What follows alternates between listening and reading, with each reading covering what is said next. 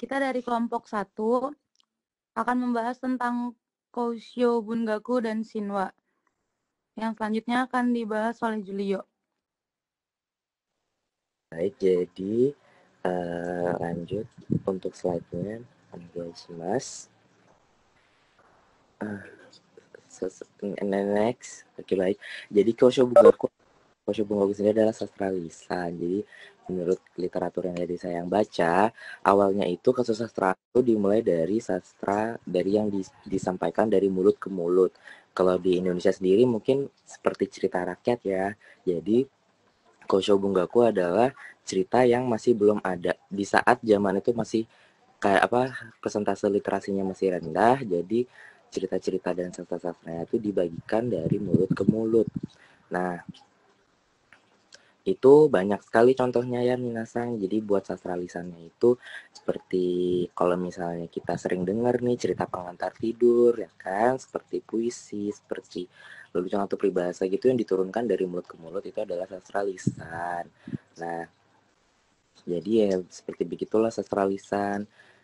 Dan di zaman di Jepang sendiri, di zaman yang masih Kodai, di sana kesusastraan itu masih disampaikan secara lisan, terutama pada saat matsuri dalam artian dalam bentuk pemujian terhadap dewa, seperti itulah guys. Untuk lebih tepatnya, untuk lebih detailnya akan dijelaskan oleh teman saya.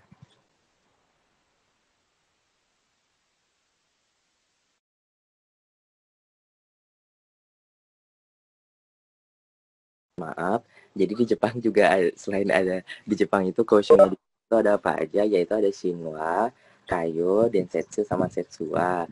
Shinwa itu adalah mite, Kayo adalah syair, Densetsu adalah legenda, Setsua adalah dongeng. Mite itu apa? Mite itu mungkin kalau misalnya kita dalam bahasa Inggris itu myth, kalau Kayo tuh syair lebih ke arah, ya kita tahu sendiri saya adalah nyanyian. Densetsu legenda dan Setsua adalah dongeng. Ya lebih dimana zaman dulu tuh lebih seringnya itu membahas tentang seperti asal muasal, kayak kenapa dan apa, asal muasal nama, asal muasal tempat. Mungkin kalau di kita asal muasal seperti Danau Toba, asal muasal Gunung Tangkuban Perahu, seperti itu kali ya guys. Atau juga asal muasal nama tempat, atau asal muasal mengapa ini dianggap seperti ini, mengapa pemikiran ini bisa terjadi. Mungkin seperti itu ya. Selanjutnya bisa dijelaskan oleh teman saya.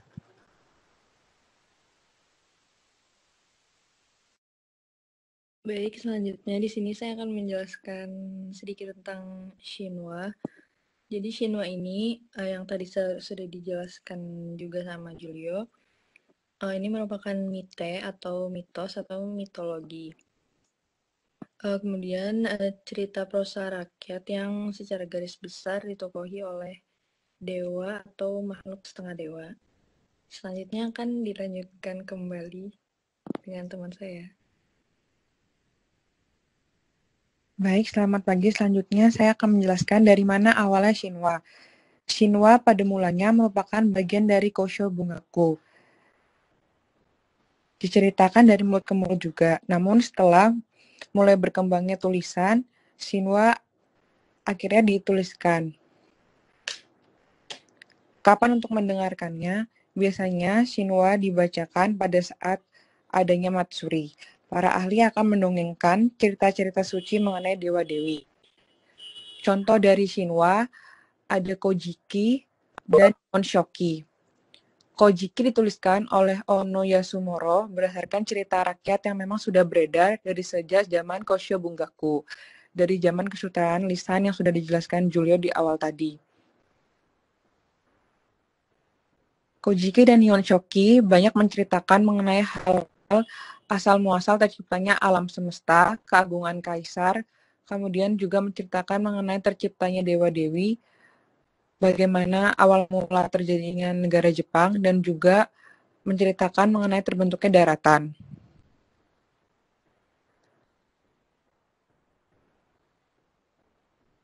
Nihon Shoki dan Kojiki ini mulai disusun berdasarkan ditulis secara non-lisan berdasarkan perintah dari Kaisar Tenmu.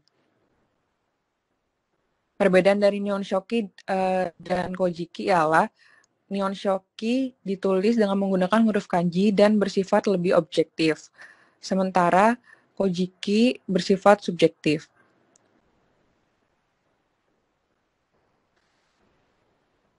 Sekian dari kelompok kami. Terima kasih.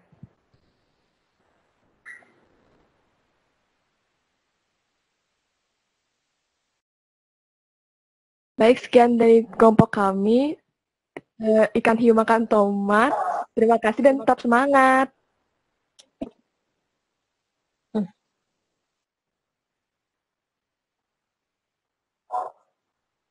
Ada pertanyaan? Misalkan ada yang bertanya, itu Kosho Bungaku itu dari hanya Shinwa saja atau sampai Kojiki ya? Saya lupa. Untuk ini. Shinwa saja, Sensei. Oh, Shinwa. Ya.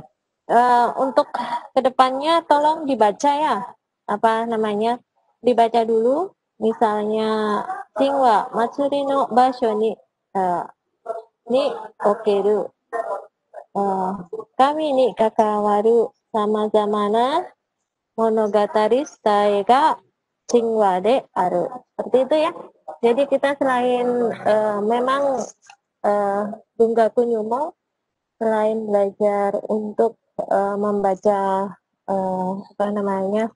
bacaan Jepang memang sangat susah sekali, tetapi mari kita mulai mencoba di semester, kalian udah semester 5 kan ya? Jadi setelah kalian baca, nanti diterangkan apa itu Shinwa dan isinya apa yang telah kalian terjemahkan. Begitu ya? Ya, halo. Baik, Sensei. Akan Dengar? Ya, enggak. Mulai minggu depan. Untuk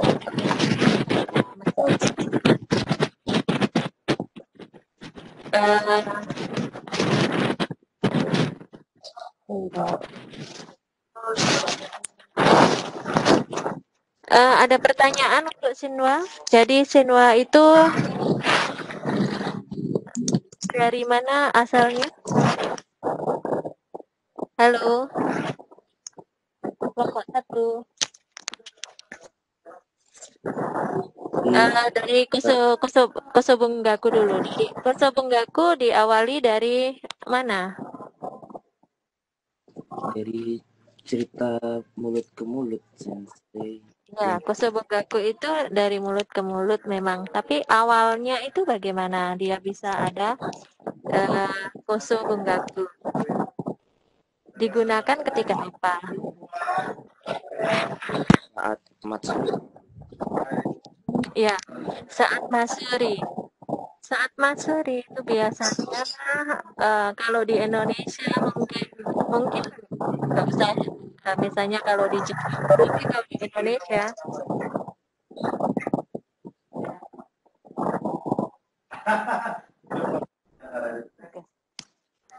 jadi saat Matsuri itu biasanya kan ada orang berdoa seperti itu ya, sembahyang, menyanyikan lagu-lagu untuk penyembahan. Nah, itu yang disebut Koso. Kalau pada awalnya Koso Bungaku itu dari sana.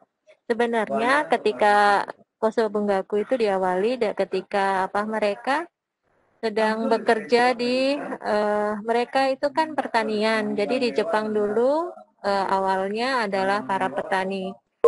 Jadi ketika mereka bekerja itu bosan, kerja bosan itu kan satu dengan lainnya untuk penyemangat mereka akan bernyanyi. Jadi ketika mereka bernyanyi itu bisa menggerakkan semangat. Kemudian ketika panennya itu banyak, mereka mulai bersyukur. Berarti mereka sudah mulai berpikir bahwa di dunia ini ada sesuatu kekuatan yang menggerakkan. Ada ketika panennya bagus, cuaca iklimnya bagus, iklimnya tidak baik, sehingga hasil hasil pertanian juga jelek, buruk seperti itu, maka mereka mulailah melakukan upacara-upacara menyembah kepada kekuatan yang ada di sekitarnya. Seperti itu. Itu awal mulainya Koso Bunggaku. Seperti itu ya. Untuk Shinwa sendiri tentu saja tadi dimulai sejak ya apa namanya sudah ada tulisan Shinwa itu cerita tentang itu tadi sudah ada kekuatan alam, kemudian mereka percaya bahwa Jepang itu lahir dari apa namanya dewa dewa apa kalau bisa tahu Dek untuk Shinwa?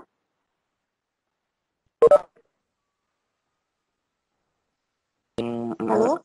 Dewa apa sensei? Di awal itu Jepang itu kelahirannya dari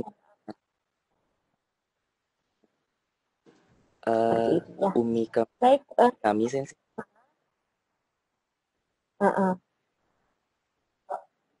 Ya. Oke, selanjutnya sepertinya nanti akan ada di Kojiki ya. Ya. Siapa Kojiki selanjutnya ya? Ada pertanyaan untuk kelompok 1 untuk tentang Shinwa? Sebaiknya besok dicari ya yang lebih ini contohnya misalnya sastra-sastra, contoh sastranya apa. Biasanya orang Jepang itu sudah membuatkan semuanya dalam bentuk anime atau dalam bentuk komik atau dalam ini sudah animasi itu pasti ada kok untuk sastra yang lama itu. Hai, berikutnya Kojiki silakan. Presentasi.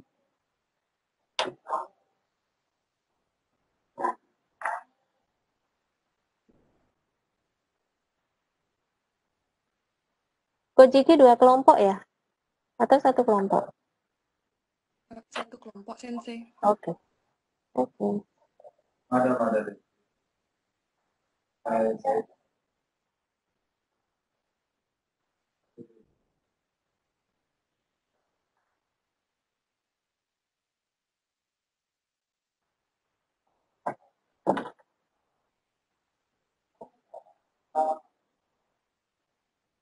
Ya, silahkan.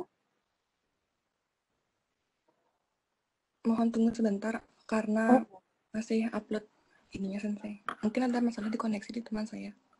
Sambil berbicara saja sambil menunggu upload. Kita menghemat waktu deh. Lumayan. Yuk.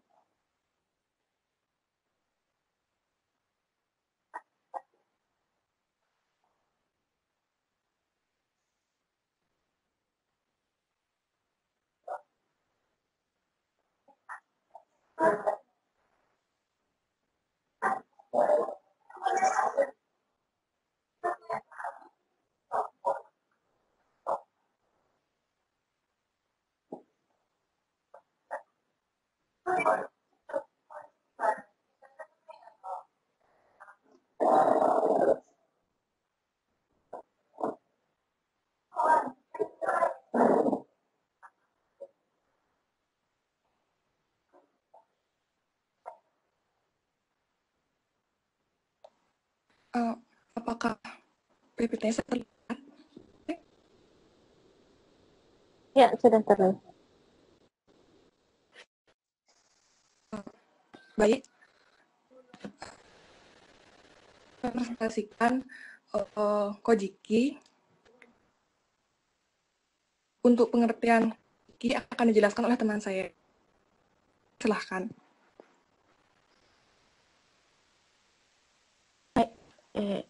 Untuk Kojiki sendiri, Kojiki merupakan karya sastra yang dihasilkan pada zaman Jodai, yang kemudian dapat dikatakan Kojiki ini sendiri merupakan karya sastra terlama yang masih ada hingga saat ini, dan juga merupakan karya sastra pertama di Jepang. Kemudian, pada zaman Jodai Bungaku tersebut, penceritaan sastra hanya mengandalkan media dari mulut ke mulut atau yang dinamakan Shobungaku. karena pada saat itu Jepang belum mengenal huruf. Kemudian seiring berjalannya waktu, Kosho Bungaku mulai memudar karena dianggap tidak stabil penyebarannya. Setelah kanji masuk di Jepang dan digunakan sebagai perantara untuk menuliskan karya sastra, Kosho Bungaku pun akhirnya menghilang. Dan munculnya Kojiki ini sendiri menandai berakhirnya Kosho Bungaku dan merupakan karya sastra pertama yang ditulis menggunakan kanji. Next. Kemudian buku ini ditulis pada masa kaisar yang memiliki kekuasaan mutlak, sehingga jalan ceritanya pun disusun sedemikian rupa untuk membuktikan kepada rakyat betapa besar dan mulianya keluarga kaisar. Beberapa petikan dari cerita-cerita Kojiki ini menceritakan bahwa keluarga kaisar selalu dihormati dan diagungkan sejak terbentuknya alam semesta. Secara garis besar, Kojiki itu menceritakan tentang asal-usul alam semesta, terbentuknya daratan, lahirnya dewa-dewi, terjadinya negara Jepang, dan keagungan keluarga kaisar. Sehingga jalan ceritanya pun disusun sedemikian rupa untuk membuktikan kepada rakyat betapa besar dan mulianya keluarga Jepang. Selanjutnya untuk sejarah Kojiki akan dilanjutkan oleh teman saya.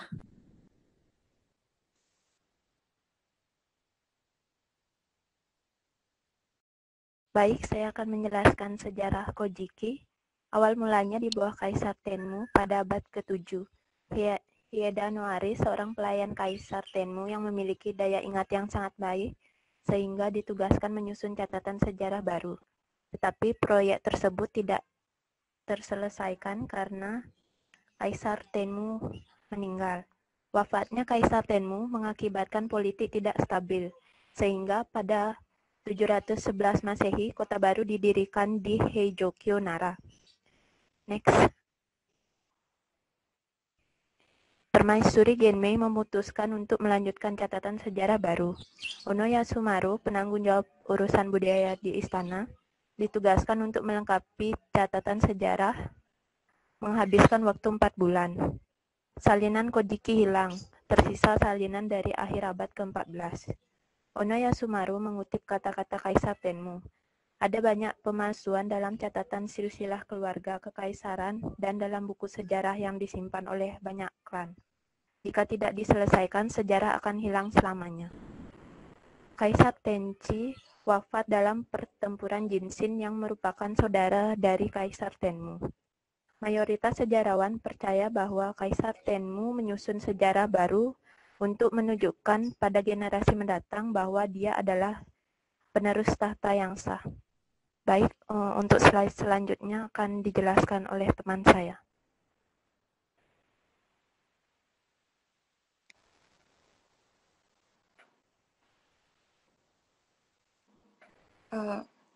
Baik, apakah suara saya terdengar?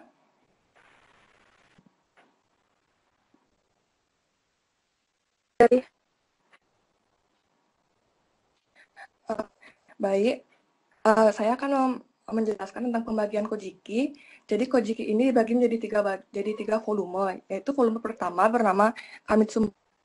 Nah, volume pertama ini terdiri dari kata pengantar Kojiki dan mitologi tentang dewa-dewa di Jepang.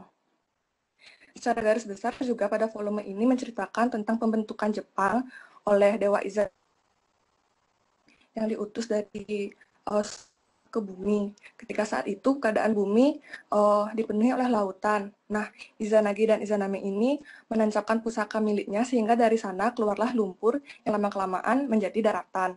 Di sini juga diceritakan tentang Dewa Amaterasu, yakni dewa matahari, dewanya dari dewa.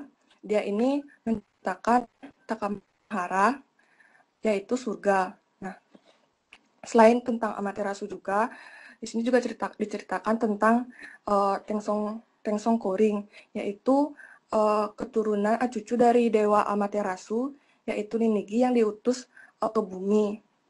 Ninigi ini juga merupakan kakek buyut dari Kaisar Jimmu. Nah, Ninigi ini merupakan cikal bakal munculnya keluarga kekaisaran.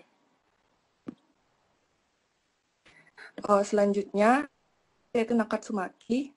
Pada Nakatsumaki ini ceritanya dimulai ketika penaklukan Jepang oleh Kaisar Jimmu, yang mana Kaisar Jimmu yang selanjutnya menjadi kaisar pertama di Jepang. Di Nakatsumaki ini juga terdapat kisah tentang dewa-dewa, namun lebih memfokuskan pada cerita tentang kaisar-kaisar di Jepang, yaitu kaisar pertama hingga kaisar ke-15. Meskipun di sini juga diceritakan tentang kaisar-kaisar di Jepang, namun kebanyakan para ahli mengatakan jika cerita ini hanya sebuah mitologi karena informasi sejarah yang terdapat pada Kojiki volume kedua ini sedikit mencurigakan. Selanjutnya, Kojiki jilid ketiga yang disebut juga Shimotsumaki. Pada Kojiki jilid ketiga sangat berbeda dari Kojiki yang sebelumnya. Pada Kojiki jilid ketiga ini sedikit hubungannya dengan cerita dewa-dewa. Pada jilid ketiga ini hanya memfokuskan cerita kaisar ke-16 yaitu Nintoku hingga kaisar ke-33 yaitu Permaisuri Suiko. Nah, di sini juga Permaisuri Suiko ini merupakan permaisuri pertama yang memimpin Jepang seperti itu. Untuk materi selanjutnya akan dilanjutkan oleh teman saya. Selanjutnya ada bentuk dan gaya tulisan. Nah, Kojiki ini sendiri itu ditulis dengan menggunakan gaya Cina yang dicampur dengan bunyi on dan kun, dengan tetap mempertahankan bentuk nasionalnya. Jadi, kalau secara khusus, lagu dan kata-kata serta frasa penting dirancang untuk menyampaikan makna kuno dengan notasi satu huruf, satu bunyi atau yang disebut dengan manyogana. Selanjutnya akan dijelaskan oleh Erika. Baik, untuk sedikit menambahkan ekspresi atau gaya tulisan, kecuali untuk kata pengantar yang ditulis dalam gaya tulisan Cina, ditulis dengan gaya tulisan Cina yang tidak beraturan, yang dicampur bunyi ongkung, diusahakan dengan setia menggunakan bentuk bahasa nasional yang telah digunakan. Secara khusus, lagu dan kata frase penting dirancang untuk menyampaikan makna kuno dengan notasi satu huruf, satu bunyi yang disebut manyogana. Next. Berikutnya merupakan cerita Kojiki volume pertama. Pada awal terbukanya surga dan dunia untuk pertama kalinya, nama dewa muncul di Takama Nohara, yaitu Dewa Ame Nomina Kanushi. Selanjutnya, Dewa Takami Musu, dan kemudian Dewa Kami Musuhi. Ketiga dewa utama ini terlahir sebagai Hitori no Gami dan lalu menyembunyikan diri masing-masing. Selanjutnya, ketika negara masih muda, bagaikan lemak yang mengapung di atas air, melayang layaknya seekor ubur-ubur, tumbuhlah tunas alang-alang yang melahirkan seorang dewa bernama Umasyashi Tabi Koji. Kemudian muncul dewa Ame no Tokotachi. Kedua dewa ini juga terlahir sebagai Hitori no Gami dan menyembunyikan diri mereka. Sekian presentasi dari kelompok kami.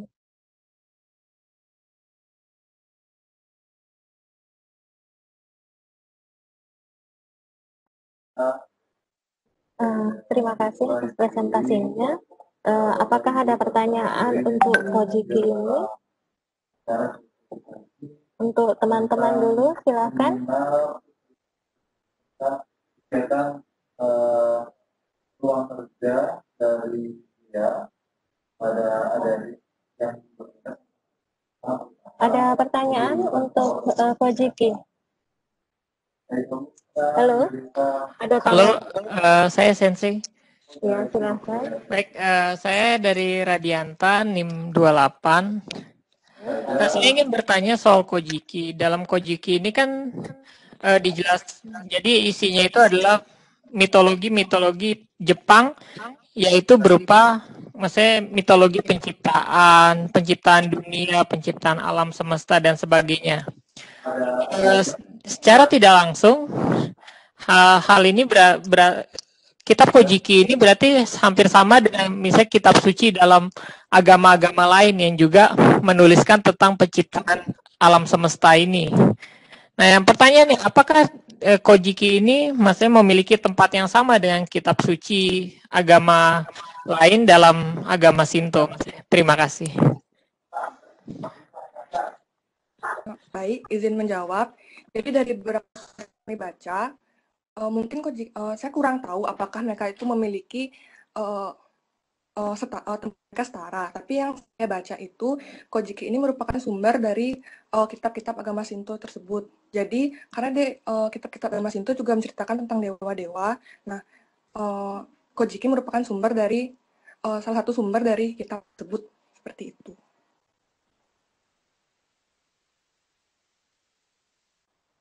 Asal diterima. Bisa, ya. Terima kasih. Ya, memang benar ya. Tidak seperti mungkin tidak seperti di budaya-budaya lain yang menjunjung tinggi kitab mereka atau apa. Tetapi Kojiki ya menurut mereka ya Kojiki adalah salah satu bungaku ya, sastra ya. Ini adalah sastra bagi mereka. Jadi tidak begitu, ini juga tidak ada upacara khusus untuk Kojiki atau itu juga tidak ada ya. Maksudnya ini setiap orang harus punya Kojiki itu tidak juga. Jadi tidak, ini memang full murni dianggap sastra, tetapi dari sinilah kita tahu bahwa mereka memang percaya akan adanya dewa-dewa itu ya. Agama Shinto mempercayai dewa ya. Kemudian bahkan kaisar yang sampai sekarang itu kan mengklaim bahwa mereka adalah keturunan matahari, toh.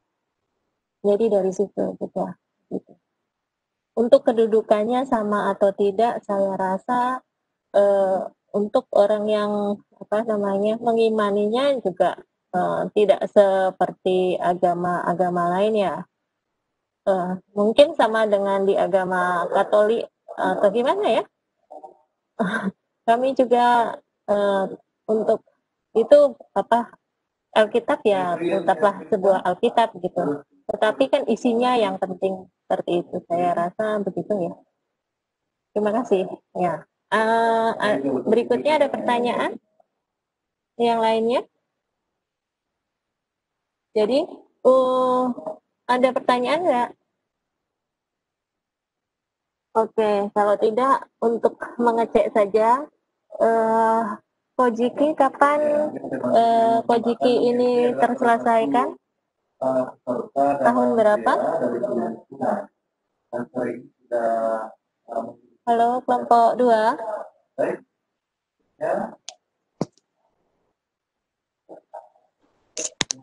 Baik, selesai. Ya. Tahun berapa Kojiki selesai? Tulis. Izin menjawab. Kalau Kojiki itu diperkirakan selesainya pada era kelima Wado Sensei. Jadi itu 5 tahun setelah Unoyasumaru menulisnya lagi. Berarti tahun berapa? Tahun berapa? Dibaca enggak itu? Halaman 15, tahun berapa selesai? Ada peserta yang baru ikut, tidak terlalu khawatir. Merupakan awal mereka juga tidak sekitar tahun 712 Masehi, Sensei. Ya, oke. Jadi 712. Jadi Kojiki itu 712 diselesaikan oleh Ono Yasumaru ya, oleh Ono Yasumaru. Kemudian isi Kojiki terdiri dari berapa jilid? Terdiri dari 3 jilid. Jilid awal itu isinya tentang apa? Tentang terciptanya dunia. Ya. Kemudian jilid 2 dan jilid 3. Kemudian Jilid 2 isinya tentang apa? Jilid 2-nya itu tentang tentang cerita kaisar-kaisar di Jepang, Sensei, dari kaisar pertama hingga kaisar ke-15. Itu juga menceritakan tentang kaisar Jimmu.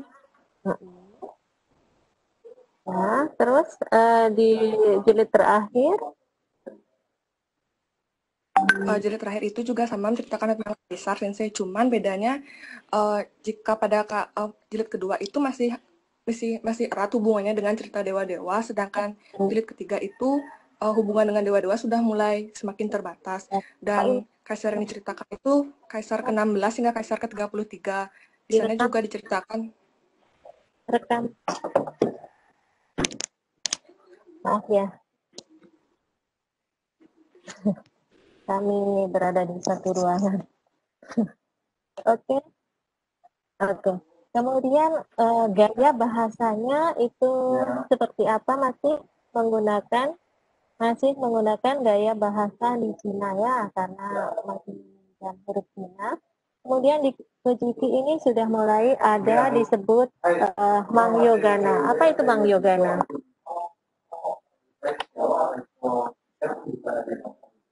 Apa itu Mangyogana?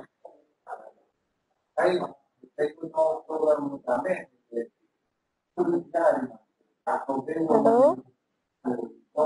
Boleh izin menjawab, Sensei? Ya. Ya, saya Radianta lagi dari NIM 28. Jadi Mangyogana itu merupakan suatu versi kanji dari dalam bahasa Jepang yang di dalamnya terdapat beberapa modifikasi begitu, dan juga disesuaikan dengan struktur kalimat dalam bahasa Jepang. Seperti itu Mangyogana. Ya, di sini ada bentuknya adalah ichiji ichiong, yang harus tahu ya, ichiji ichiong.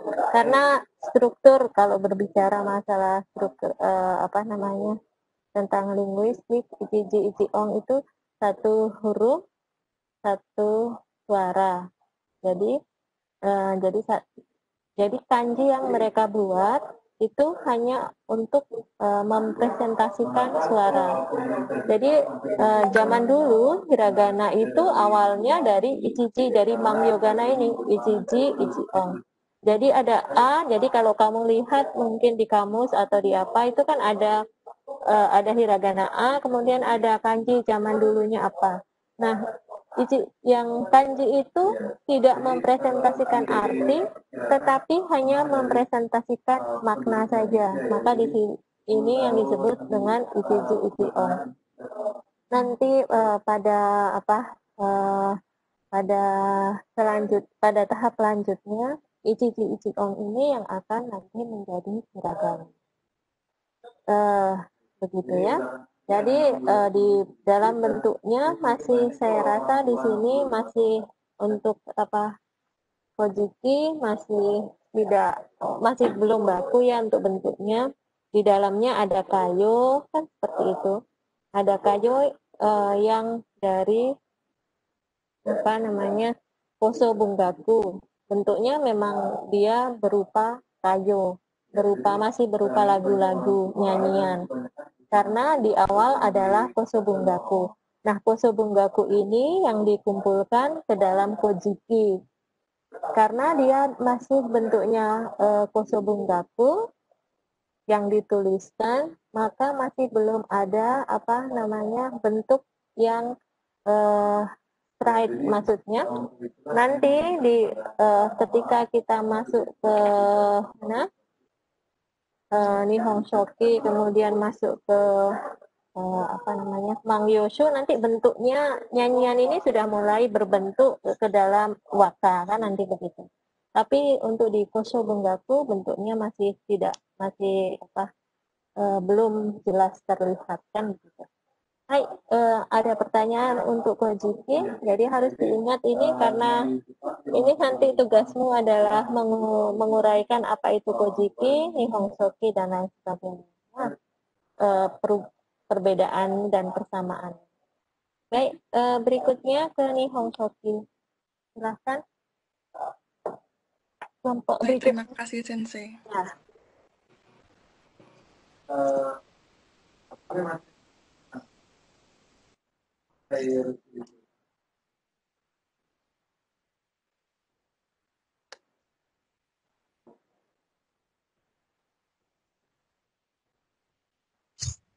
Baik, selamat pagi Sensei dan teman-teman.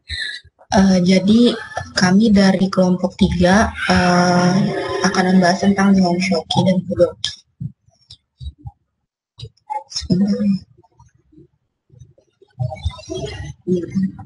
Jadi kami kelompok 3 terdiri atas terdiri atas 5 orang. Untuk yang pertama, slide-nya akan dibahas oleh Sugiyartini. Untuk Sugiyartini, dipersilakan. Baik, langsung saja kita mulai dari Nihon Shoki. Mungkin slide-nya bisa di next. Jadi secara singkat, kita ketahui bahwa Nihon Shoki itu adalah buku sejarah Jepang yang tertua setelah Kojiki. Dan Nihon Shoki juga sering disebut dengan Nihongi. Baik, untuk penjelasannya. Jadi Nihon Shoki adalah buku sejarah Jepang yang berasal dari zaman Nara. Jadi buku ini merupakan buku sejarah resmi yang tertua mengenai Jepang dan masih ada hingga sekarang. Buku ini merupakan seri tersebut Oshi. Kemudian buku ini selesai ditulis pada tahun 70 di tahun keempat zaman pemerintahan Euro. Kemudian Nihon Shoki dimulai dengan mitos penciptaan Jepang, terus menjelaskan asal-usul dunia, 7 generasi pertama makhluk ilahi dengan dimulai dari Kunino Tokotachi dan berlanjut dengan sejumlah mitos seperti halnya Kojiki. Tetapi melanjutkan kisah hingga peristiwa dari abad ke-8. Nah, hal ini diyakini untuk merekam sejarah akurat dari pemerintahan terakhir dari Kaisar Tenji, Kaisar Tenmu, dan Jito. Baik, selanjutnya akan dijelaskan oleh Liana. Baik, kemudian 8 tahun setelah keterlambatan Kojiki yang diedit atas perintah Kaisar Gengsho, dari era Jindai hingga urutan kronologis termuatnya artikel atau kisah Kaisar Jito pada catatan buku sejarah, itu disebut sebagai awal mula dari Rikokushi atau kumpulan 6 sejarah kuno Jepang pada periode Nara dan Heian. Seperti mitos, legenda, dan lainnya berisi banyak duplikasi Kojiki, tetapi terdapat perbedaan deskripsi. Berfokus pada pembahasan Jindai, banyak biografi yang tercetak sebagai Arufumi, atau Arufumi itu seperti dari yang saya baca, Arufumi itu seperti teks yang belum jadi tetapi udah disebar di masyarakat seperti itu. Kemudian seiring berjalannya waktu, artikel tersebut semakin detail dan semakin terlihat sejarah yang dapat dipercaya. Dampak buku sejarah tersebut sangat luar biasa, sehingga karena dokumen itu ditulis dengan gaya Cina murni, kecuali bagian lagu-lagunya. Kemudian akan dilanjutkan oleh teman saya, Levina. Baik, selanjutnya dalam volume terakhir berisi legenda yang berpusat pada tokoh-tokoh heroik seperti Shimbu Tenno atau Yamato Takeru pertama, Permaisuri Jinko, Nintoku Tenno, Yuriyaku Tenno, dan lainnya. Dalam volume ini juga berisi kisah cinta yang tragis antara Karunomiko atau Pangeran Cahaya dan Sutori. Volume tengah merupakan Shinwa atau mitologi dan legenda, sedangkan volume terakhir memiliki karakter yang menonjol atau luar biasa karena berisi kisah dunia manusia. Kemudian meski nilainya sebagai sebuah catatan sejarah tidak begitu tinggi, tapi dengan mengintegrasikan tradisi berbagai klan atau suku yang berpusat pada keluarga kekaisaran, memasukkan lebih dari 1000 lagu atau kayo dalam bahasa Jepang, kehidupan dunia epos membuat orang tertarik dengan kekayaan sastranya. Baik, selanjutnya.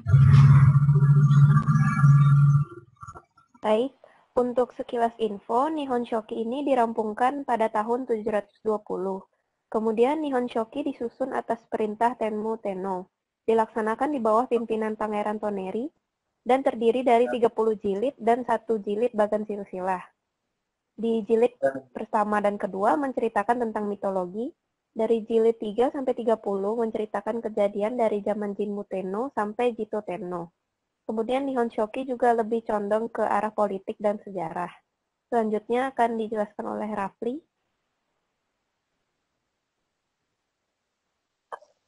Ya, selanjutnya adalah laporan kuno tentang budaya provinsi, geografi, tradisi, lisan yang disajikan kepada raja yang berkuasa di Jepang. Setelah Kojiki diterbitkan, Genmei Tennon memerintahkan seluruh pemerintah provinsi mengumpulkan berbagai informasi. Karena itu, pemerintahan negara tersebut pun disusun. Asal dari nama suatu wilayah, penghasilan, topografi, tradisi orang tua, dan lainnya, didokumentasikan. Dengan begitu, deskripsi dari berbagai negara pun selesai. Saat itu, satu-satunya buku lengkap yang masih ada adalah Izumo Kokufudoki, termasuk Gofudoki. Itu merupakan sebagian topografi alam. Menjadi deskripsi topografi, cetakan dari logam yang digambar, tetapi berdasarkan pusat pemerintahan karena belum diedit secara langsung. Mitologi dan tradisi dari berbagai negara tetap ditulis sebagai bentuk awalnya. Yang menarik bisa melihat perasaan dan kehidupan masyarakat di baliknya. Dokumen tersebut kebanyakan bergaya Cina murni. Baik, akan saya lanjutkan. Jadi, Fudoki itu ditulis tahun 713. Kemudian, naskah Fudoki mendokumentasikan mitos, ritual, dan puisi lokal yang tidak banyak disebutkan dalam Kojiki maupun Nihon Shoki. Sebagian besar berisi tentang catatan pertanian, geografis, dan sejarah serta mitologi dari cerita rakyat. Nah, diakini Fudoki ini digunakan untuk mengumpulkan informasi untuk menulis Kojiki dan Nihon Shoki. Dalam penyatuan atau Fudoki secara nasional, Kekaisaran memberlakukan serangkaian kode kriminal dan administrasi disebut Ritsuryo dan mensurvei provinsi-provinsi yang ditetapkan oleh kode tersebut dengan tujuan untuk melakukan kontrol lebih besar dari mereka. Baik, selanjutnya akan dijelaskan oleh teman saya. Baik, ada info lain mengenai Fudoki. Jadi untuk saat ini Fudoki yang masih ada Bunko Fudoki, kemudian Hitachi Fudoki, Harimo Fudoki, Izumo Fudoki, Hizen Fudoki, Higo Fudoki, dan Kikuzen Fudoki.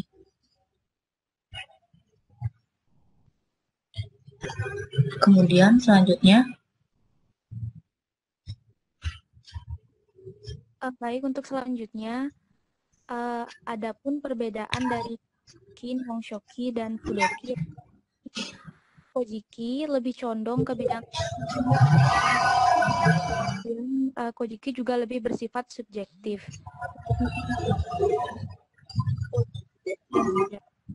dan lebih bersifat objektif. Kemudian Fudoki berisi kehidupan yang dekat dengan masyarakat saat itu. Kemudian akan dilanjutkan oleh Sansan. Baik, untuk persamaan Kojiki, Nihon Shoki, dan Fudoki, untuk Kojiki dan Nihon Shoki ditulis dalam huruf Cina, berisi tentang Shinwa dan Setsua, kemudian menceritakan asal-usul alam semesta, terbentuknya Jepang, dan keagungan keluarga kaisar. Untuk Fudoki sendiri merupakan alat yang digunakan untuk mengumpulkan informasi untuk menulis Kojiki dan Nihon Shoki. Sekian presentasi dari kami, terima kasih.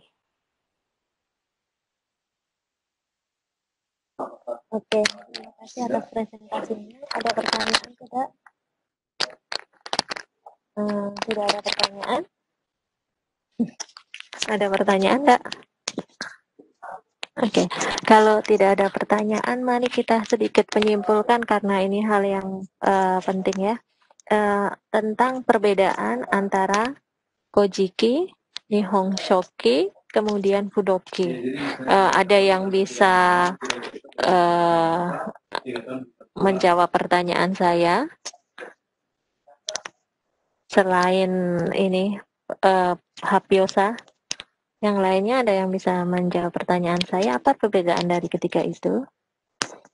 Selain yang tadi sudah disebutkan, boleh juga yang disebutkan, kemudian mungkin ada tambahan lain. Halo, Sansang? Atau siapa yang mau menjawab? Julio boleh izin menjawab mungkin? Oh ya, silakan Julio. Menurut dari yang dipresentasikan oleh teman-teman tadi, perbedaan yang paling mendasar adalah Kojiki itu lebih bersifat kesusastraan dan subjektif. Terus lalu dengan Shoki, politik, sejarah, dan objektif.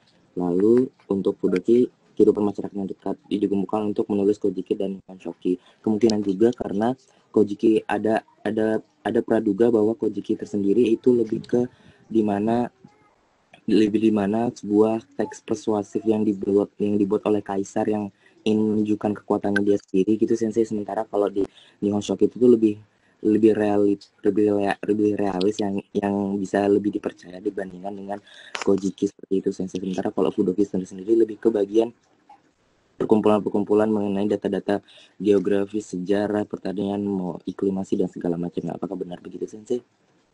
Ya.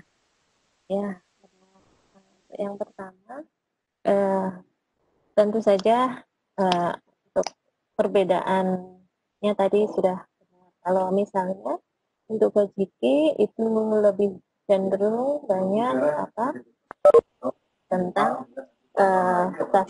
kesusastraan yang masih bentuk Shinwa dan lain sebagainya itu ya, yang masih belum teratur. Kemudian kalau Nihon Shoki itu sejarahnya. Jadi Jepang sudah memiliki buku sejarah itu ya di Nihon Shoki. Memang dia ada sastranya, tetapi cenderung itu disebut dengan buku sejarah. Jadi sejarah isinya adalah sejarah pertempuran dan lain sebagainya, itu sejarah. Kalau yang di awal itu kebanyakan bungaku dan isinya tentang Shinwa dan lain sebagainya. Kalau Fudoki itu tadi betul itu cerita tentang lebih banyak tentang geografis ya. Geografis kalau di Jepang itu sudah banyak bagaimana pertaniannya, apa saja hasil-hasil di wilayahnya ya. Jadi kita bisa tahu di Jepang itu sekarang mereka itu satu wilayah dengan wilayah lainnya itu sudah benar-benar tahu ini tuh penghasilannya apa sih, apa yang dihasilkan, apa yang unik dari daerah ini tuh mereka itu sudah tahu, sudah membuat hal itu sejak zaman tahun 713-an gitu. Jadi itu sudah wajar bagi mereka. Mereka benar-benar tahu satu wilayah dengan wilayah lainnya karena benar-benar terrecord dari sastra. Jadi dari catatan-catatan ini berbeda dengan Indonesia. Kalau di Indonesia coba sih satu wilayah dengan wilayah lainnya itu apakah kalian tahu apa sih kelebihan provinsi A, provinsi B itu masih sangat sulit ya. Jadi salah satu memang fungsi catatan sastra, catatan sejarah, catatan seperti ini adalah seperti ini. Mungkin belum terlambat untuk Indonesia, jadi kalian sebagai penerus silakan mulai deh membuat keunikan daerah-daerah kita seperti itu. Ini mereka benar-benar tercatat, benar-benar lengkap ya catatannya ya seperti itu. Oke, jadi itu perbedaannya. Selain tadi bahwa Kojiki itu lahir 712, kemudian Nihon Shoki itu 720, kemudian Fudoki itu 713 ya, tahun 713 itu diselesaikan. Kemudian para penulisnya, tokoh-tokohnya tolong diingat siapa menulis Kojiki itu siapa tadi? Ono Yasumaro. Kemudian penulis Nihon Shoki siapa yang menyelesaikan? Kemudian tolong dilihat juga siapa yang menyelesaikan Fudoki. Kemudian berapa jilid di masing-masingnya, isinya tentang apa, ya, isinya tentang apa. Kemudian bagaimana gayanya, gaya penulisannya. Kalau tadi Kojiki sudah pakai Mangyogana, kalau Nihon Shoki masih menggunakan kanji cara Jepang ya. Kemudian begitu juga dengan Nihon Shoki bagaimana gaya tulisannya. Kalau tidak ada, kita akhiri untuk Kojiki, Nihon Shoki, dan Fudoki. Selanjutnya ke oke, Kazokun. Ya, silahkan yang berikutnya, kelompok berikutnya.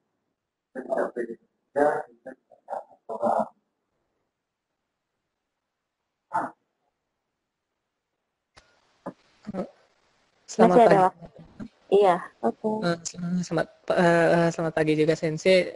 Saya salah satu perwakilan dari kelompok 4 yang akan menjelaskan tentang Bukyo dan Minzoku yang sedikit akan menyinggung tentang Fudoki juga. Mohon tunggu sebentar, mungkin teman saya sedang upload PPT-nya.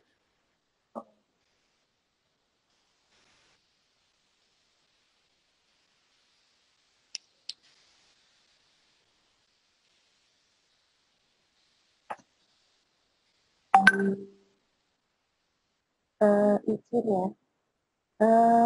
Izin saya tidak perhatian sedikit karena saya mau masuk. Saya sudah ketinggalan kuliah, saya juga kuliah sebenarnya di 10.30. Izin kalian silahkan berdiskusi. Saya tetap nyalakan, tetapi saya tidak perhatian ke sini ya. Tolong antara kalian sendiri berdiskusi deh.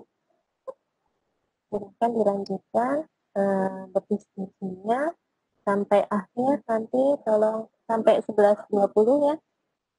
Sampai mana silahkan dilanjutkan, kalau bisa sih sampai sika kalau bisa, kalau memang tidak bisa tidak masalah. Oke, silahkan dilanjutkan. Izin Julio-san, mohon bantuannya ya Julio. Baik, Sensei.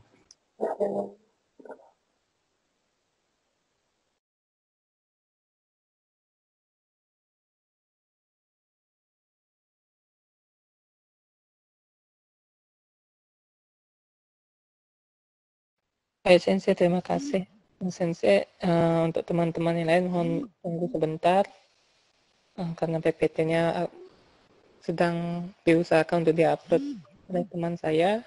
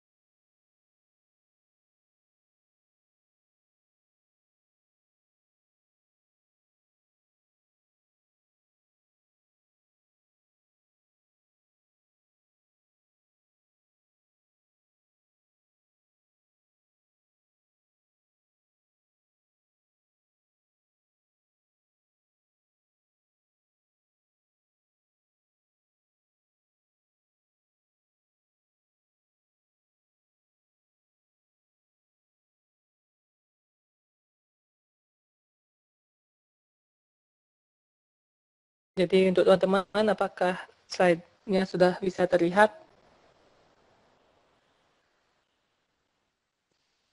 Bisa sedikit.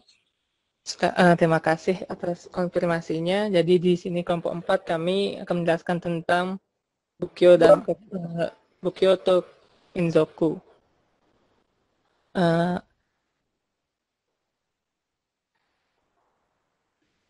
kita lanjut saja. Dari sini kita akan menjelaskan tentang tradisi keluarga atau tradisi klan dan menceritakan tentang cerita Buddha. Karena sistem baru yang dari sistem Ritsuyo ditetapkan sebagai sistem baru, tradisi yang diturunkan dari zaman kuno oleh klan diatur dengan caranya sendiri. Takahashi Ujigumi yang ditulis awal periode Nara dan Gogosui yang ditulis pada awal periode Heian adalah catatan berharga yang diturunkan oleh Shizoku. Kedua buku ini disusun untuk menyudutkan prestise atau pencapaian para klan pada zaman dahulu pada saat konflik antar klan, dan mereka menggambarkan silsilah keluarga serta prestasi leluhur. Namun begitu, meskipun ditulis dalam bentuk yang mengacu pada deskripsi dalam Nihon Shoki atau konik Jepang, perlu dicatat bahwa ini Takahashi Ujigumi ini memuat banyak klan atau keluarga dan tentang legenda tertentu. Selanjutnya akan dilanjutkan oleh teman saya. Baik, selanjutnya ada Bukyo. Mungkin saya akan sedikit menjelaskan Bukyo dan mungkin juga teman-teman sudah pada tahu apa itu Bukyo. Jadi Bukyo ini bahasa Sanskerta itu Bud yang bermakna telah mengetahui atau adalah gelar kepada individu yang menyadari potensi penuh mereka memajukan diri dan berkembang. Jadi Bukyo ini berasal dari kanji yaitu Butsu atau Buddha dan berarti keyakinan atau kepercayaan. Next. Jadi sedikit mengenai sejarahnya, yaitu sejarah perkembangan ajaran Buddha di Jepang dibagi menjadi 3 periode. Yang pertama adalah periode Nara hingga 784, periode 749 sampai 1185, pasca periode Heian yaitu sekitar tahun 1185 hingga sekarang. Jadi agama Buddha sampai sekarang tetap masih aktif dan kuil-kuil di Buddha tetap dipelihara, yang ada sekitar 8.000 kuil yang masih dipelihara. Sekian dari saya. Lanjut. Mohon maaf teman-teman. Saja sedikit mengenai Minzoku. Jadi yang berarti itu bangsa, masyarakat, suku, ras, dan istiadat. Jadi Minzoku ini adalah istilah etnis Jepang, juga dipakai untuk membedakan etnis dominan di Jepang yang disebut suku Yamato dari orang Ainu atau orang Kyu. Sekian dari saya, akan dilanjutkan oleh teman saya.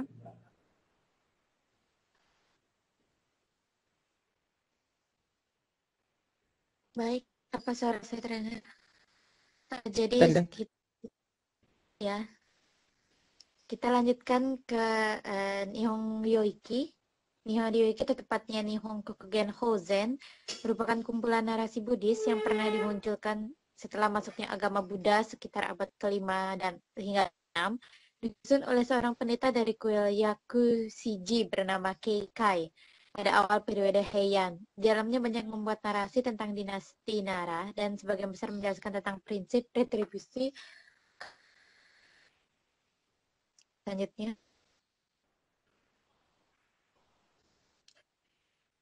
Jadi ini sebenarnya masih berhubungan dengan materi Minzoku kita, di mana Fudoki yang merupakan laporan kuno tentang kebudayaan daerah, geografi, dan tradisi lisan yang disampaikan kepada penguasa Jepang. Fudoki ini, catatan yang terdapat pada Fudoki ini juga diambil dari keterangan atau cerita masyarakat juga. Itu sebabnya Fudoki masuk ke dalam pembelajaran Minzoku, pelajaran Minzoku. Selanjutnya.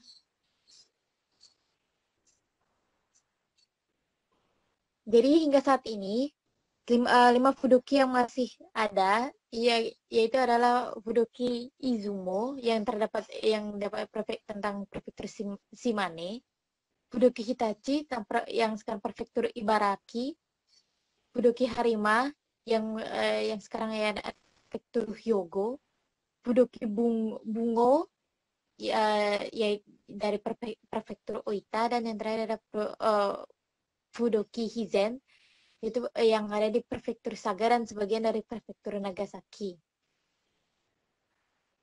Di antara semuanya, yang paling jelas dan yang hampir mendekati sempurna, yang paling jelas lengkap, yaitu adalah catatan tentang Zumo yang berada di tahun ke-5 era TP tahun 733.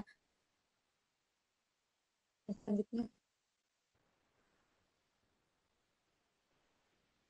Jadi tentang pembuatan Fudoki ini dijelaskan pada perintah kaisar pada tahun ke-6 di era Wado yang kemudian mengeluarkan 5 perintah, yaitu yang pertama di mana nama daerah harus digunakan dengan menggunakan 2 karakter kanji yang memiliki arti yang bagus. Lalu yang kedua, di mana harus menuliskan produk yang bisa dihasilkan dari daerah itu. Ketiga, yaitu harus menjelaskan tentang keadaan tanah pada daerah tersebut, subur tidaknya, dan lebih bagus untuk menghasilkan apa. Yang keempat, menjelaskan nama dari gunung, sungai, dan gurun beserta asalnya. Ini menyangkut tentang legenda tentang nama asal tempat tersebut. Lalu yang kelima, yaitu menuliskan pernyataan legenda yang diceritakan oleh penduduk lama setempat. Pada inilah Fudoki dipengaruhi oleh masyarakat yang tinggal, karena tertulis dalam catatannya legenda di situ juga berisi tentang pernyataan cerita-cerita yang diketahui oleh masyarakat setempat. Selanjutnya akan dijelaskan oleh teman saya. Terima kasih.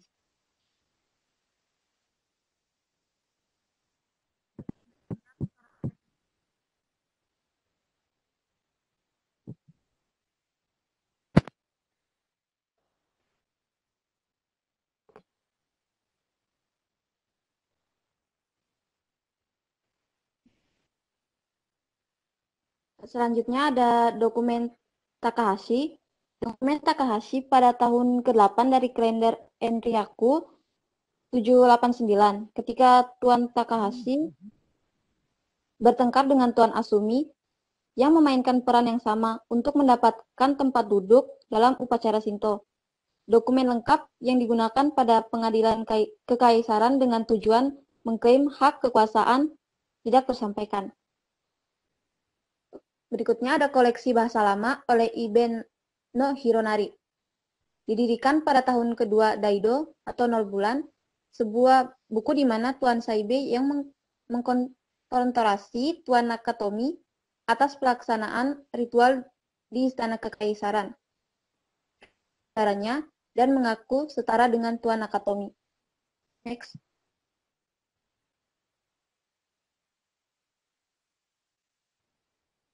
Berikutnya ada Hironari Saibe.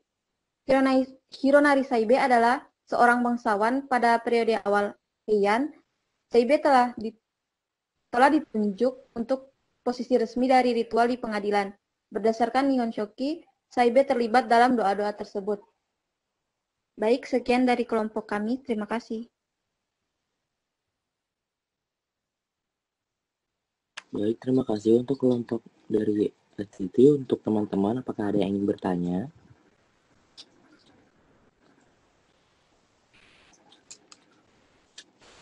Mengenai Minzoku Densho sama Bukkyo Setsuwa. Baik, jika tidak ada pertanyaan, mungkin bisa dilanjutkan ke kelompok yang selanjutnya.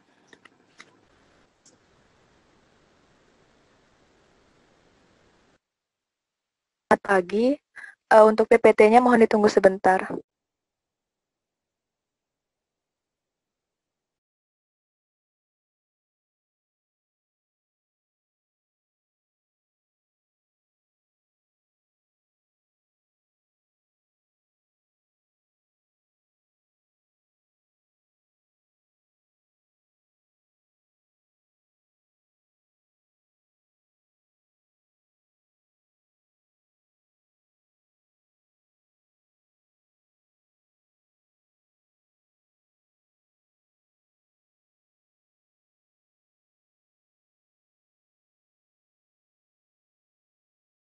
PPT-nya sudah bisa terlihat. Yogi.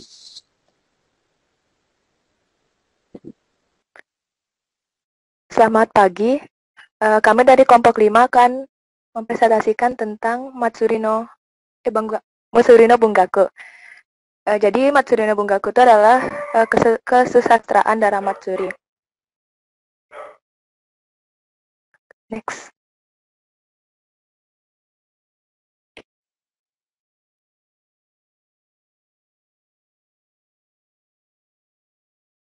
Jadi di dalam kesusastraan Dara Matsuri ini, yang pertama ada mantra Dara Matsuri.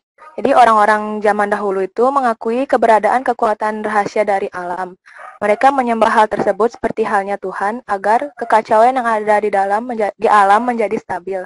Melalui perilaku menyembah Tuhan ini, mereka berpikir hal tersebut dapat mengatasi ancaman alam yang liar. Adapun kata-kata berupa mantra yang digunakan dalam Matsuri disebut Jugong atau Jushi. Menurut dari referensi yang saya baca, Jugong tersebut adalah memiliki arti kata-kata yang diucapkan tanpa keraguan. Dan untuk Jushi yaitu puisi dan kalimat yang mengungkapkan arti dari perayaan umur panjang. Untuk selanjutnya akan dijelaskan oleh teman saya.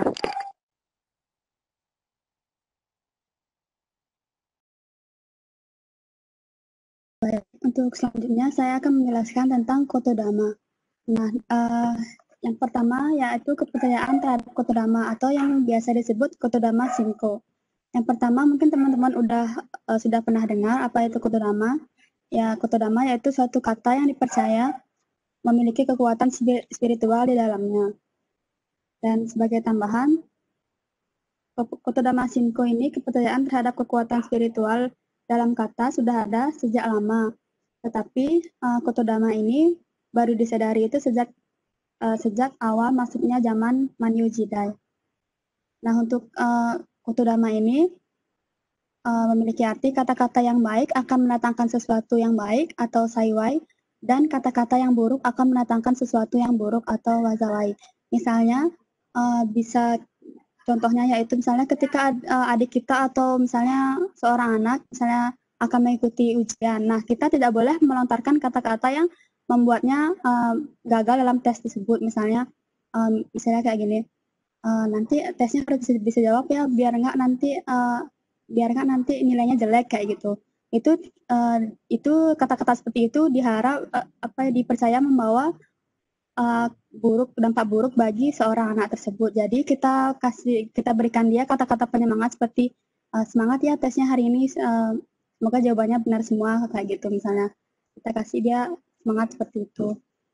Jadi Jepang sangat percaya terhadap kekuatan kata-kata seperti ini. Untuk selanjutnya akan dijelaskan oleh teman saya.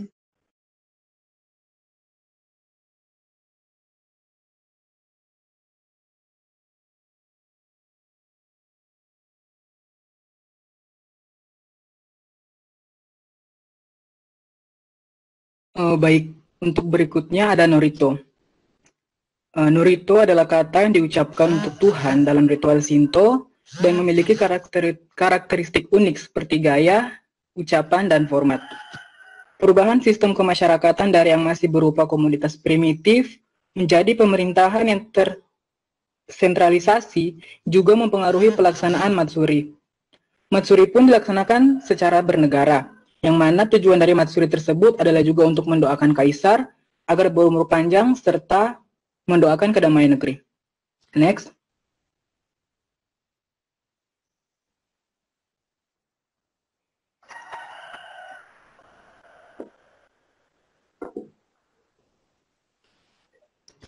Baik, berikutnya ada pembagian Norito.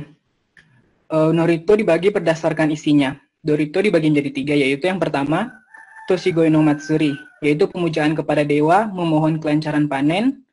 Dan yang kedua ada Minatsuki no Sugomori no Oharae, yaitu pembersihan terhadap sesuatu yang tercemar.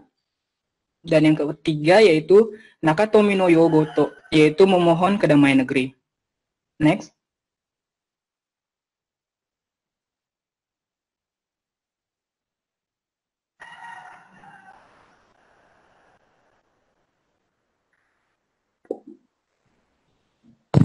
Selanjutnya saya akan menjelaskan tentang Sengmyo. Pada masa sekarang, yang disebut Sengmyo adalah penyampaian perintah dari Tenno atau kaisar.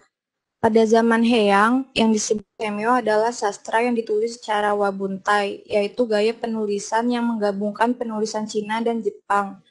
Partikel, verba bantu, dan sufiks konjugatif ditulis kecil dengan mangyogana.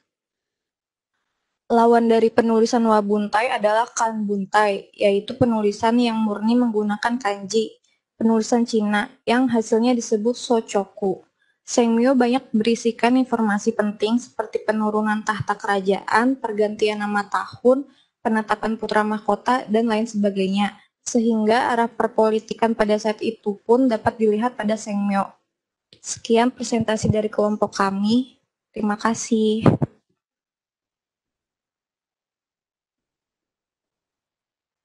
Teman ada yang ingin bertanya?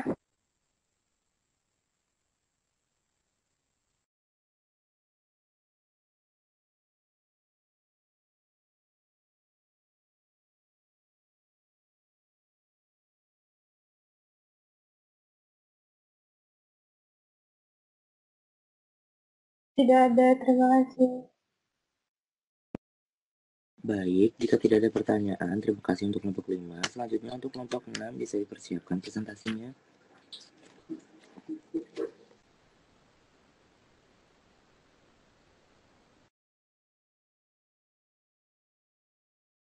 Baik.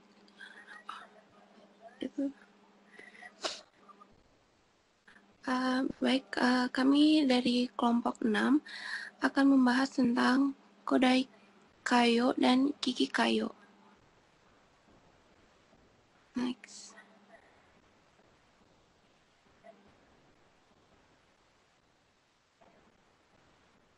Baik, yang pertama, asal mula dari lagu zaman Kodai ialah lagu yang dinyanyikan oleh orang-orang di tempat festival dalam komunitas sosial. Lagu-lagu ini dinyanyikan berulang-ulang diiringi dengan tarian dan musik sederhana sebagai bentuk perwujudan rasa syukur dan doa kepada dewa dan sebagainya. Selain itu, dapat juga berperan meningkatkan rasa kebersamaan atau kolektivitas pekerja dan efisiensi pekerja. Menurut orang-orang zaman Jodai, lagu itu tidak lain hanyalah ungkapan yang bertujuan untuk menunjukkan ketakwaan dan kehidupan mereka dalam bekerja. Next. Ketika komunitas tumbuh dan berbagai acara kelompok diadakan, lagu tersebut secara bertahap diinformalkan dan disempurnakan. Sementara lagu-lagu tersebut dinyanyikan secara luas sebagai lagu rakyat di tempat-tempat seperti Utagaki. Lagu-lagu tersebut dimasukkan ke dalam ritual istana dalam proses pembentukan bangsa yang bersatu dan dituturkan dari mulut ke mulut sebagai lagu istana. Banyak dari Kodai Kayo termuat dalam Kojiki Nihon Shoki. Selain itu terkumpul dalam Manyoshu, Kinkafu, Fudoki, dan sebagainya. Untuk selanjutnya akan dilanjutkan oleh Lahain.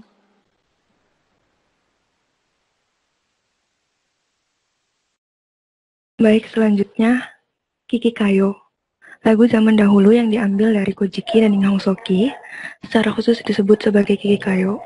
Kojiki berjumlah kira-kira 110 puisi, Nihon Shoki kira-kira 130 puisi, kecuali jika mengutip keduanya, kita bisa menghitungnya menjadi kira-kira 190 puisi.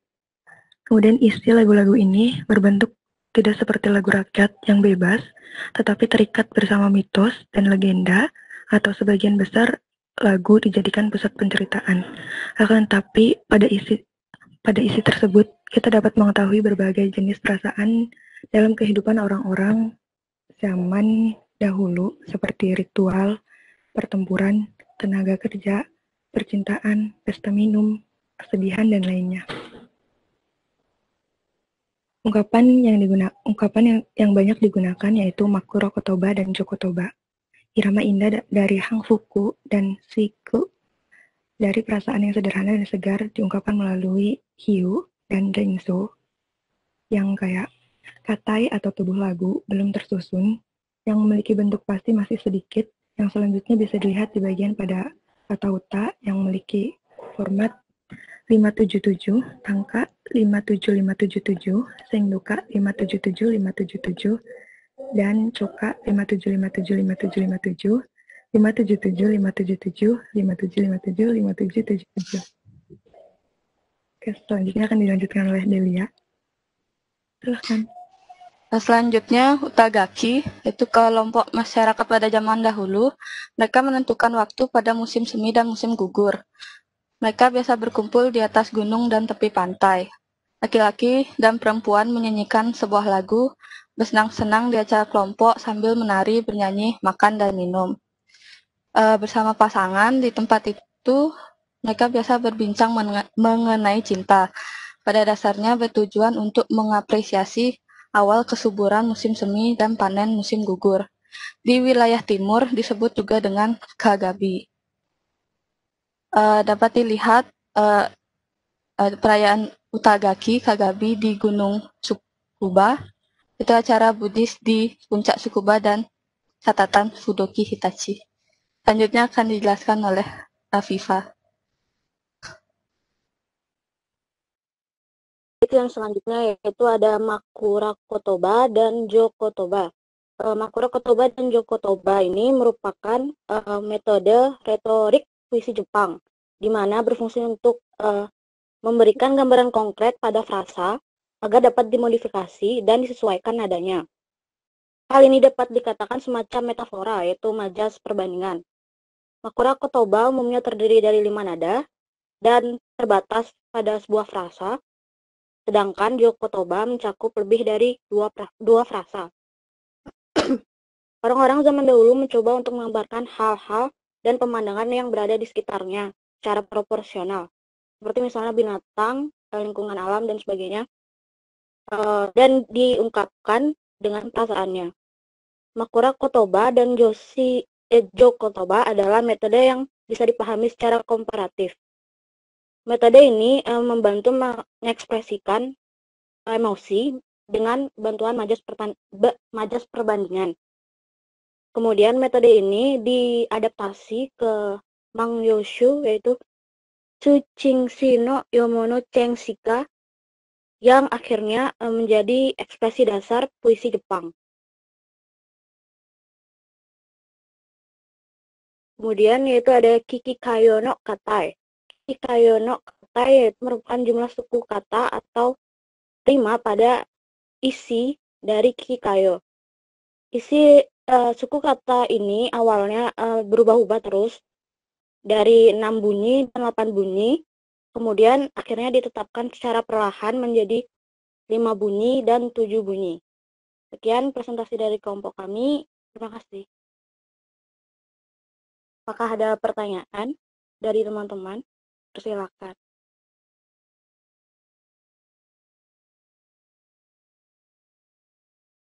Enggak ada, terima kasih. Baik, terima kasih untuk kelompok 6 atas presentasinya. Selanjutnya untuk kelompok 7 bisa disiapkan untuk presentasinya. Terima kasih.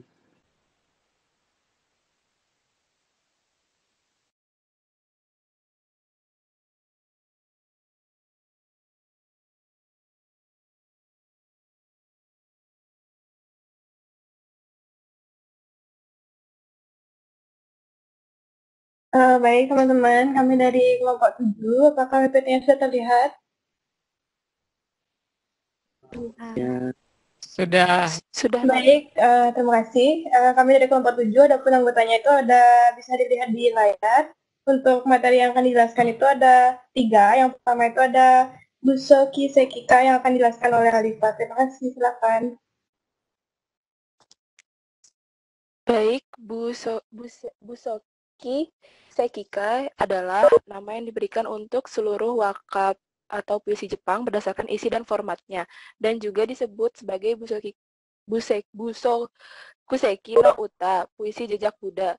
Busokusekika yang tertua berada di kuil Yakushiji yang ada di Nara. Di sana terdapat lempengan batu bertuliskan Busokusekika di samping batu jejak Buddha. Busoku Kuseki diciptakan oleh Funyano Chino, juga dikenal sebagai Raja Cino, cucu Kaisar Tenmu pada tahun 753 sebagai bagian dari upacara peringatan untuk mendiang istri, dan dengan demikian puisi tersebut diyakini juga telah ditulis sekitar periode ini. Busoku Sekika diciptakan selama periode Yamato dan Nara, tetapi kehilangan popularitas dan menghilang selama periode Heian. Selanjutnya akan dilanjutkan oleh Adira. Baik, untuk masih di Busoki Sekika, masing-masing Busoku Sekika terdiri dari 6 baris dengan 5, 7, 5, 7, 7, 7 suku kata. Dengan baris ke-6 sering memperafrasakan baris kelima, menunjukkan asal-usulnya dalam lagu-lagu periode pramodern yang melafalkan baris terakhir berulang kali. Puisi jenis ini banyak ditemukan pada prasasti Busoku Sekka, sehingga disebut Busoku Sekkatai atau aliran Busoku Sekka. Bentuk puisi ini juga sedikit terlihat mirip dengan Kojiki dan Manyoshu. Selain prasasti Busoku Sekika, gaya puisi ini dapat ditemukan dalam Kojiki atau catatan hal-hal kuno, Manyoshu, koleksi 10.000 daun, dan Harima no Kuni Fudoki atau topografi Provinsi Harima. Baik, selanjutnya akan dilanjutkan oleh teman saya. Saya lanjutkan materi selanjutnya, yaitu Waka no Hatten, yang berarti perkembangan puisi di Jepang. Dari zaman Jodai, yaitu Jodai Kayo, itu proses transisi lagu-lagu yang dinyanyikan dengan berteriak menjadi puisi Jepang. Kemudian ada Kiki Kayo, itu merupakan Jodai Kayo yang diadopsi dalam Kojiki dan Nihon Shoki yang sering digunakan untuk meningkatkan efek cerita dari lagu independen. Kemudian ada Manyosu, itu merupakan hasil dari upaya pengaruh puisi Tiongkok yang telah menyebabkan produksi-produksi aktif lagu yang mengekspresikan perasaan dari individu tersebut. Kemudian ada di zaman Chugo, itu ada Kokufu Bunka, awal era Heian, di mana puisi Tiongkok itu mengalahkan puisi Jepang sebagai literatur resmi. Baik, dilanjutkan oleh Katarina. Saya akan melanjutkan. Selanjutnya itu ada Sandaishu, yaitu 3 koleksi kumpulan puisi dari Kokikon, maaf itu ada tipe Kokin Wakasu, Gosen Wakasu, dan Sui Wakasu, bukan Hiroshi Wakasu, yang dikumpulkan menjadi satu secara kolektif. Yang kemudian ada Yatsu Shiroshu, kumpulan puisi Jepang dari Kokin Wakasu hingga buku Kokin Wakasu yang baru. Selanjutnya adalah periode perkembangan dari puisi Jepang. Chusei itu adalah periode zaman pertengahan, itu dari periode Kamakura sampai Muromachi, di mana di era Kamakura ini bangsawan yang dirampas kekuasaannya meletakkan budaya tradisional di hati mereka dan puisi Jepang aktif dinyanyikan dan banyak pertunjukan puisi diadakan. Kemudian ada Kinsei, era modern awal, yaitu dari periode Asuchi Momoya sampai dengan akhir periode Edo. Di era modern awal ini nyanyian tradisional memuncak dan lahir banyak penyanyi, namun gaya dari bernyanyi ini tidak berubah atau tidak ada yang baru. Selanjutnya itu Kindai. Itu adalah era modern dari periode restorasi Meiji sampai Perang Dunia Kedua. Puisi di era Meiji awal ini banyak dibawa oleh tokoh budaya tradisional, di mana para cendekiawan di sini itu mengkritisi puisi Jepang, kemudian membuat gaya bernyanyi di era yang baru. Selanjutnya akan dilanjutkan oleh Nadia.